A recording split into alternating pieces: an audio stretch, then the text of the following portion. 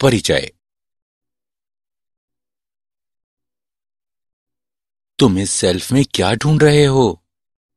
मेरी जीव विज्ञान की किताब यहां नहीं है। आज मेरे जीव विज्ञान के टीचर ने बताया है कि कल जीव विज्ञान का लिखित टेस्ट होगा।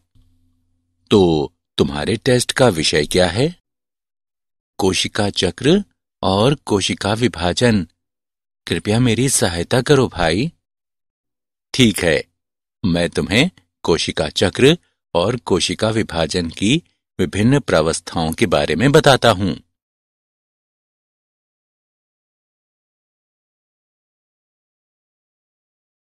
उद्देश्य।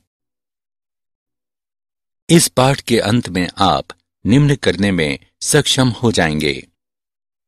कोशिका चक्र की व्याख्या करना, कोशिका चक्र की विभिन्न प्रावस्थाओं को समझना, एम प्रावस्था और इसकी विभिन्न अवस्थाओं के बारे में जानना, सूत्री विभाजन के महत्व का वर्णन करना, अर्धसूत्री विभाजन और इसकी विभिन्न अवस्थाओं के बारे में जानना, अर्धसूत्री विभाजन के महत्व का वर्णन करना।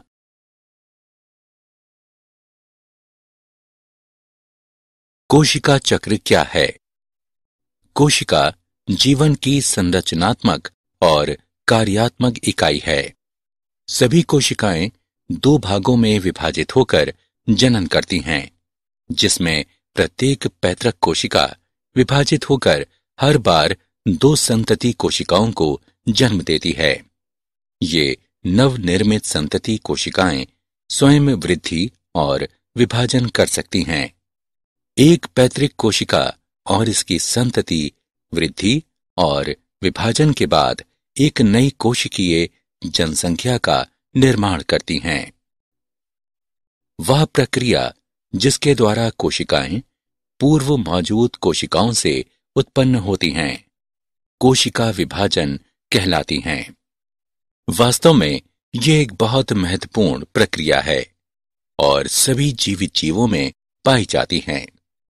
कोशिका विभाजन के दौरान डीएनए प्रतिकृतिकरण और कोशिका वृद्धि भी होती है। अब आइए कोशिका चक्र के बारे में जानें। घटनाओं का अनुक्रम जिसके द्वारा एक कोशिका अपने जीनोम का द्विगुणन, कोशिका के अन्य संघटकों का संश्लेषण करती है और अंत में दो संतति कोशिकाओं में विभाजन करती है, कोशिका चक्र कहलाता है। आपको यह जानकर आश्चर्य होगा कि प्रतिकृति गुणसूत्र यानी डीएनए कोशिका विभाजन के दौरान जटिल घटनाक्रम के द्वारा संतति केंद्रकों में वितरित हो जाते हैं। अब आइए कोशिका चक्र की प्रावस्थाओं के बारे में जानें।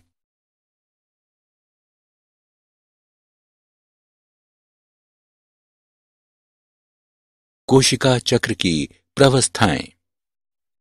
कोशिका चक्र को दो मूल प्रावस्थाओं में विभाजित किया गया है, अंतरावस्था और एम प्रावस्था या सूत्री विभाजन। एम प्रावस्था उस प्रावस्था को व्यक्त करती हैं जब वास्तविक कोशिका विभाजन या सूत्री विभाजन होता है, और अंतरावस्था दो क्रमिक एम प्रावस्थाओं के बीच की अवस्था को व्यक्त करती हैं। एम प्रावस्था का आरंभ केंद्रक विभाजन से होता है, जो कि संगत संतति गुणसूत्र के पृथक्करण यानी कैरियोकाइनेसिस के समतुल्य होता है, और इसका अंत प्रायः कोशिका द्रव्य के विभाजन यानी साइटोकाइनेसिस के साथ होता है। अंतरावस्था को विश्राम प्रावस्था भी कहते हैं। इस दौरान कोशिका क्रमबद्ध तरीके से कोशिका वृद्धि और डीएनए प्रतिकृतिकरण करके विभाजन के लिए तैयार होती है। पहले आइए अंतरावस्था की विभिन्न अवस्थाओं के बारे में जानें। अंतरावस्था को आगे तीन प्रावस्थाओं में विभाजित किया गया है। G1 प्रावस्था या गैप 1, S प्रावस्था या संश्लेषण प्रावस्था, G2 प्रावस्था या गैप 2, अब आइए प्रत्येक के बारे में विस्तार से जानें।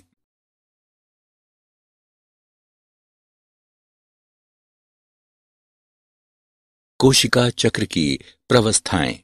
शेष। G1 प्रवस्था सूत्री विभाजन और डीएनए प्रतिकृतिकरण के आरंभ के बीच अंतराल को प्रदर्शित करती है। G1 प्रवस्था के दौरान कोशिका उपापचयी रूप से सक्रिय होती है और निरंतर वृद्धि करती है, लेकिन इसका डीएनए प्रतिकृति नहीं करता है।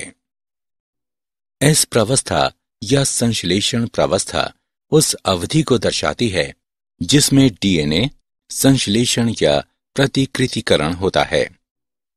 इस समय प्रति कोशिका डीएनए की मात्रा दुगनी हो जाती है, लेकिन गुणसूत्र की संख्या में कोई वृद्धि नहीं होती है।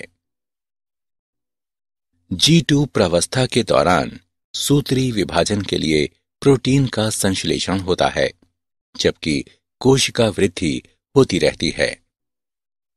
कुछ कोशिकाएं जो आगे विभाजित नहीं होती हैं, G1 प्रवस्था से निकलकर निष्क्रिय अवस्था में पहुंच जाती हैं, जो कोशिका चक्र की शांत अवस्था यानी G0 कहलाती हैं। इस प्रवस्था में कोशिकाएं उपापचयी रूप से सक्रिय रहती हैं, लेकिन ये विभाजित नहीं होती हैं। इनका विभाजन जीव की आवश्यकता के अनुसार होता है।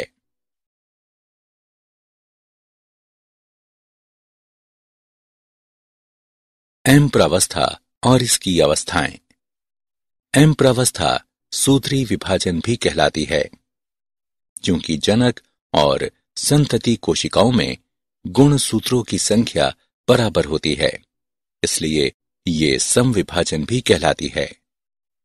सूत्री विभाजन को निम्नलिखित 4 अवस्थाओं में विभाजित किया गया है: पूर्णावस्था, मध्यावस्था, पश्चावस्था और अंत्यावस्था। आइए इनके बारे में विस्तार से जानें। पूर्णावस्था। सूत्री विभाजन की पहली अवस्था पूर्वावस्था है। ये अंतरावस्था के S और G2 प्रावस्था के बाद की अवस्था है। S और G2 प्रावस्था में नए डीएनए अणु बनते हैं और आपस में गुंथे होने के कारण स्पष्ट नहीं होते हैं। पूर्वावस्था के पूर्ण होने के दौरान जो महत्वपूर्ण घटनाएं होती हैं, उनकी निम्न विशेषताएं हैं। गुणसूत्रीय द्रव्य संघनित होकर ठोस समसूत्री गुणसूत्र बन जाता है।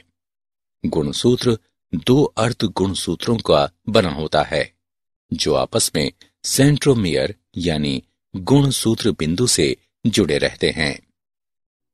समसूत्री तर्कु। सूक्ष्म नलिकाओं के जमावड़े की प्रक्रिया आरंभ हो जाती है। कोशिका द्रव्य के ये प्रोटीन युक्त घटक इस प्रक्रिया में सहायता करते हैं।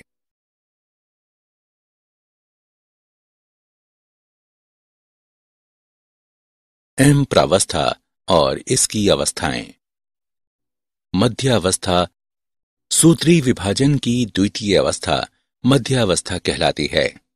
इस अवस्था में मध्यावस्था गुणसूत्र 2 संतति अर्ध गुणसूत्रों से बना होता है, जो आपस में गुणसूत्र बिंदु से जुड़े होते हैं। गुणसूत्र बिंदु की सतह पर स्थित छोटी बिंब के आकार की संरचना काइनेटोकोर कहलाती है। ये संरचना तर्कतंतु के जुड़ने का स्थान है, जो दूसरी ओर कोशिका के केंद्र पर स्थित गुणसूत्रों से जुड़े होते हैं। मध्यावस्था में गुणसूत्रों के पंक्तिबद्ध होने का तल मध्यावस्था पट्टिका कहलाता है। मध्यावस्था की मुख्य विशेषताएं हैं: तर्कतंतु गुणसूत्र के काइनेटोकोर से जुड़े रहते हैं। गुणसूत्र तर्कु मध्य रेखा की ओर जाकर मध्यावस्था पट्टिका पर पंक्तिबद्ध होकर ध्रुवों से तर्कतंतु से जुड़ जाते हैं। अब आइए सूत्री विभाजन के अगले चरण अर्थात पश्चावस्था के बारे में जानें। पश्चावस्था। ये सूत्री विभाजन का तीसरा या अगला चरण है। पश्चावस्था के प्रारंभ में मध्यावस्था पट्टिका पर आए प्रत्येक गुणसूत्र एक साथ अलग होने लगते हैं और दो संतति अर्ध गुणसूत्र दो विपरीत ध्रुवों की ओर जाने लगते हैं। इस अवस्था की मुख्य विशेषताएं हैं। गुणसूत्र बिंदु विखंडित होते हैं और अर्ध गुणसूत्र अलग होने लगते हैं। अर्ध गुणसूत्र विपरीत ध्रुवों की ओर जाने लगते हैं।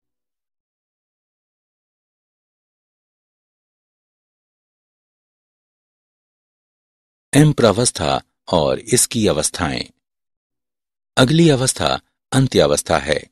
ये निम्नलिखित मुख्य घटनाओं को दर्शाती है। गुणसूत्र विपरीत तर्कु ध्रुवों पर एकत्रित हो जाते हैं और उनकी पृथक तत्व के रूप में पहचान समाप्त हो जाती है। गुणसूत्र समूह के चारों ओर केंद्रक आवरण का निर्माण हो जाता है। केंद्रिका, गोल्जिकाए और अंतर्द्रव्यी जालिका का पुनर्निर्माण हो जाता है। क्या आप जानते हैं कि सूत्री विभाजन द्विगुणित गुणसूत्रों के संतति केंद्रकों यानी केंद्रक विभाजन में संपृथकन से ही समाप्त नहीं होती, बल्कि कोशिका विभाजन संपन्न होने के अंत में कोशिका स्वयं एक अलग प्रक्रिया द्वारा दो संतति कोशिकाओं में विभाजित हो जाती है, जो कोशिका द्रव्य विभाजन कहलाती है।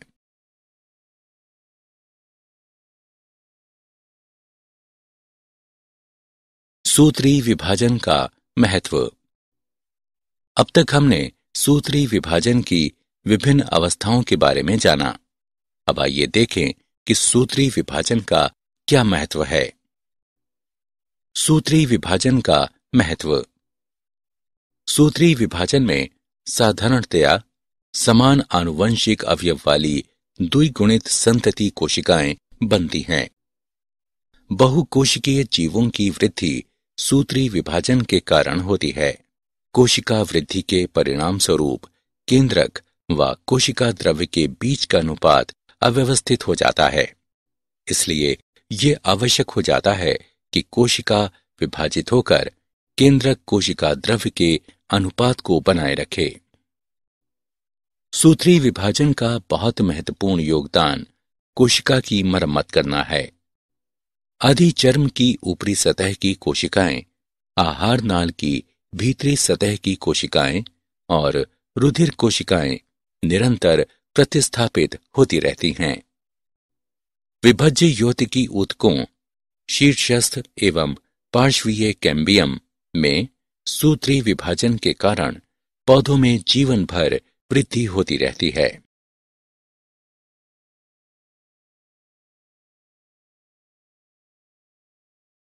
अर्धसूत्री विभाजन और इसकी अवस्थाएं। अब आइए अगले विषय अर्थात अर्धसूत्री विभाजन पर आते हैं।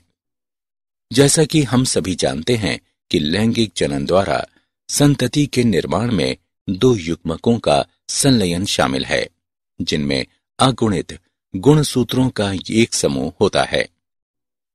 युग्मक विशिष्ट द्विगुणित कोशिकाओं से निर्मित होते हैं।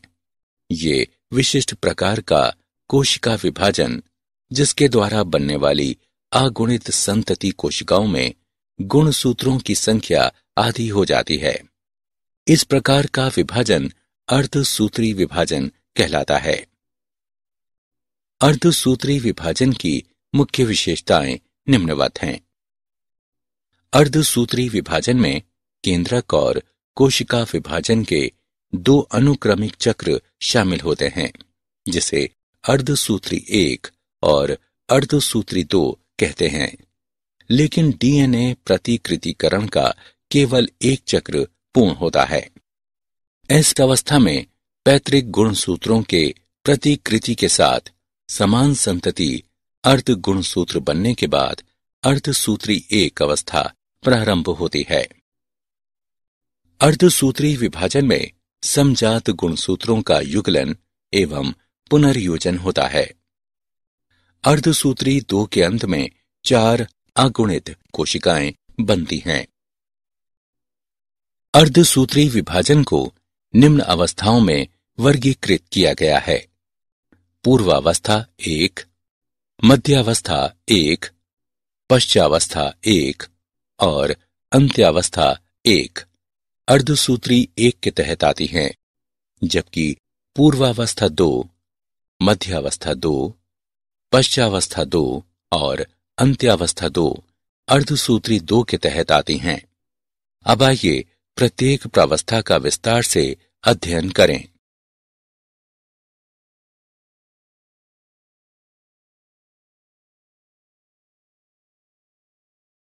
अर्धसूत्री विभाजन और इसकी अवस्थाएं। अर्धसूत्री 1 की प्रथम अवस्था पूर्वावस्था 1 है। ये सूत्री विभाजन की पूर्वावस्था की तुलना में बहुत लंबी और अधिक जटिल है। गुणसूत्रों के व्यवहार के आधार पर इसे आगे निम्न 5 प्रावस्थाओं में उपविभाजित किया गया है, अर्थात तनुपट्टे, युग्म पट्टे, स्थूल पट्टे, द्विपट्टे और पारगतिक्रम। तनुपट्टे। प्रकाश सूक्ष्मदर्शी से देखने पर तनुपट्टे अवस्था के दौरान गुणसूत्र धीरे धीरे स्पष्ट दिखाई देने लगते हैं।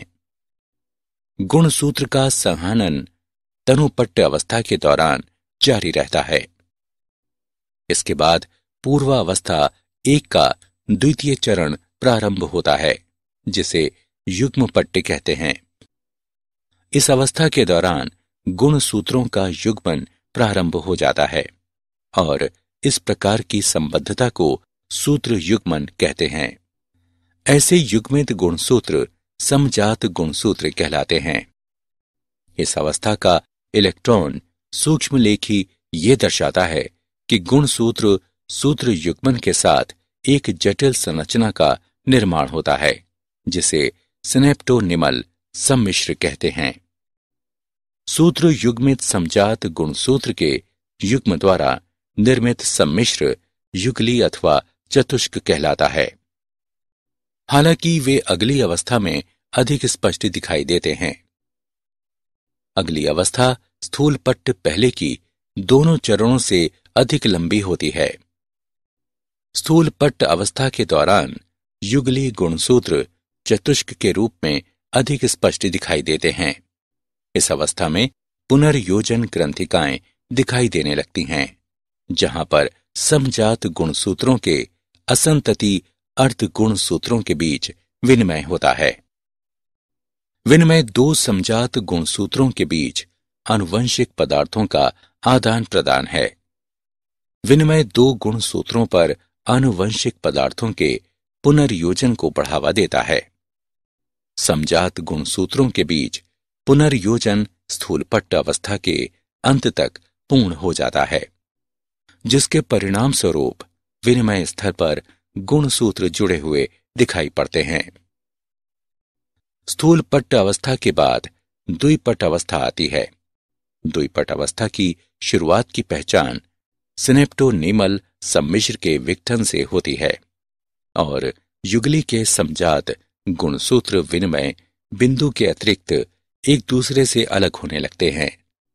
एक्स आकार की यह संरचना काएजमेटा कहलाती है। अर्धसूत्री पूर्वावस्था 1 का अंतिम चरण पारगतिक्रम है। ये काएजमेटा के अंत द्वारा पहचानी जाती है। इस प्रावस्था के दौरान गुणसूत्र पूर्णतया संघनित हो जाते हैं और अर्धसूत्री तर्कु एकत्रित होकर समजात गुणसूत्रों को अलग करने में सहयोग प्रदान करते हैं। पारगति क्रम के अंत तक केंद्रिका अदृश्य हो जाती है और केंद्रक आवरण भी विकृत हो जाता है। पारगति क्रम मध्य अवस्था की ओर पारगमन को निरूपित करता है।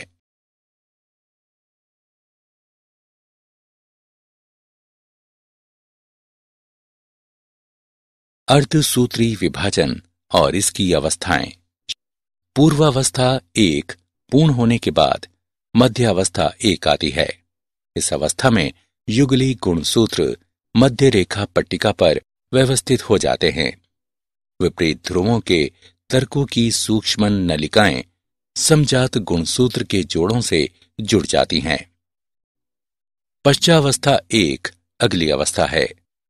इस अवस्था में समजात गुणसूत्र अलग हो जाते हैं, जबकि संतति अर्ध गुणसूत्र बिंदु से जुड़े रहते हैं।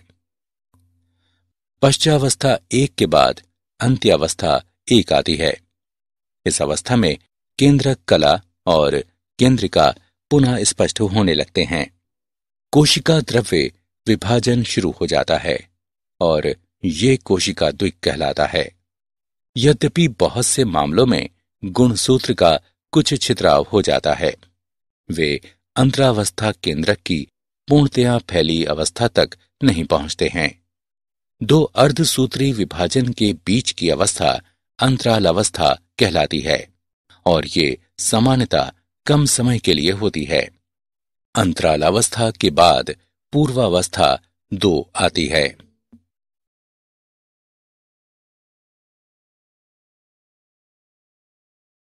अर्धसूत्री विभाजन और इसकी अवस्थाएं। अर्धसूत्री विभाजन 2 सामान्यतः गुणसूत्र के पूर्ण लंबा होने से पहले कोशिका द्रव्य विभाजन के तत्काल बाद प्रारंभ होती है। अर्धसूत्री विभाजन 1 के विपरीत अर्धसूत्री विभाजन 2 सामान्य सूत्री विभाजन के समान होता है। पूर्वावस्था 2 के अंत तक केंद्रक झिल्ली अदृश्य हो जाती है। गुणसूत्र पुनः संघनित हो जाते हैं। पूर्वावस्था 2 के बाद मध्यावस्था 2 आती है।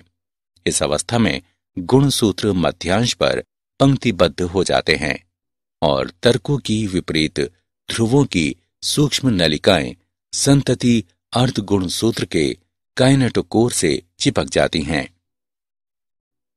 सूत्री विभाजन के समान मध्यावस्था 2 के बाद पश्चावस्था 2 आती है।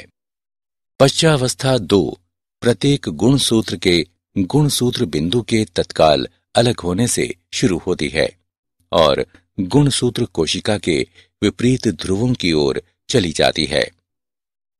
अर्धसूत्री विभाजन की अंतिम अवस्था अंत्यावस्था 2 है।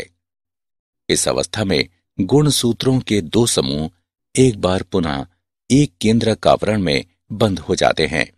कोशिका द्रव्य विभाजन के बाद 4 अगुणित संतति कोशिकाओं का चतुष्टय बन जाता।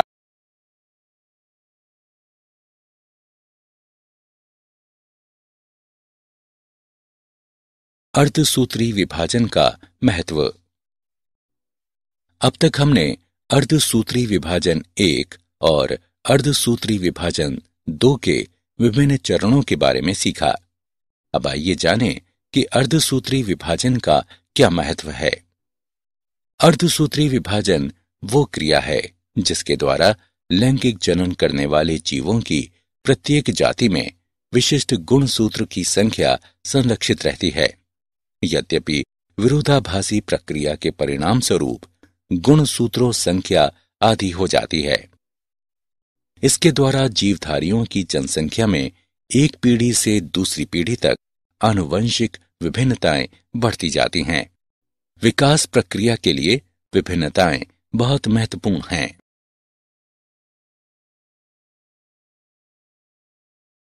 सारांश। आइए हमने जो कुछ सीखा है उसे संक्षेप में दोहराएं। घटनाओं का अनुक्रम जिसके द्वारा एक कोशिका अपने जीनोम का द्विगुणन कोशिका के अन्य संघटकों का संश्लेषण करती है और अंत में 2 संतति कोशिकाओं में विभाजन करती है, कोशिका चक्र कहलाता है। कोशिका चक्र के 2 मूल प्रावस्थाओं में विभाजित किया जाता है, अंतरावस्था और एम्प्रावस्था या सूत्री विभाजन। एम्प्रावस्था उस प्रावस्था को व्यक्त करती है जब वास्तविक कोशिका विभाजन या सूत्री विभाजन होता है और अंतरावस्था 2 क्रमिक एम्प्रावस्थाओं के बीच की अवस्था को व्यक्त करती है। अंतरावस्था को आगे 3 प्रावस्थाओं में विभाजित किया गया है। G1 प्रावस्था, S प्रावस्था, G2 प्रावस्था। M प्रावस्था या सूत्री विभाजन को निम्न 4 चरणों में विभाजित किया गया है: पूर्वावस्था, मध्यावस्था, पश्चावस्था और अंत्यावस्था। सूत्री विभाजन में साधारणतया समान आनुवंशिक अवयव वाली द्विगुणित संतति कोशिकाएं बनती हैं। बहुकोशिकीय जीवों की वृद्धि सूत्री विभाजन के कारण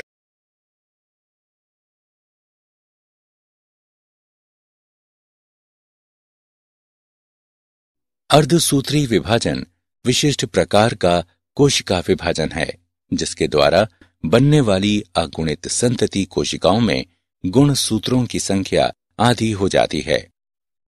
अर्धसूत्री विभाजन में केंद्रक और कोशिका विभाजन के 2 अनुक्रमिक चक्र शामिल होते हैं, जिसे अर्धसूत्री 1 और अर्धसूत्री 2 कहते हैं। लेकिन डीएनए प्रतिकृतिकरण का केवल एक चक्र पूर्ण होता है। अर्धसूत्री 1 में पूर्वावस्था 1, मध्यावस्था 1, पश्चावस्था 1 और अंत्यावस्था 1 शामिल है, जबकि अर्धसूत्री 2 में पूर्वावस्था 2, मध्यावस्था 2, पश्चावस्था 2 और अंत्यावस्था 2 शामिल है। गुणसूत्रों के व्यवहार के आधार पर पूर्वावस्था 1 को 5 प्रावस्थाओं में उपविभाजित किया गया है, अर्थात तनुपट्टे, युग्म पट्टे, स्थूल पट्टे, द्विपट्टे और पारगति क्रम।